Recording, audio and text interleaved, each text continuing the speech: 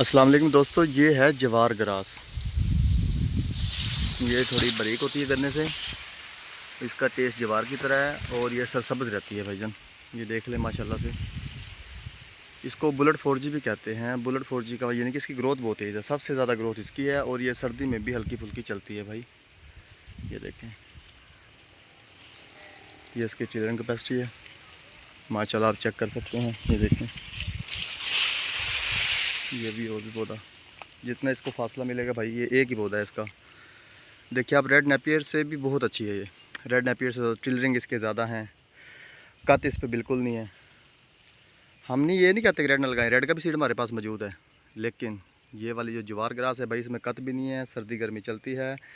آج کے ریڈ والوں کو پوچھیں کیا حال ہے، پتے سارے جل گئے ہیں بھائی، اور یہ الحمدللہ آج ڈیٹ دیکھ لیں آپ، 6 تاریخ ہے جولائی کی، اور ماشاءاللہ خوبصورتی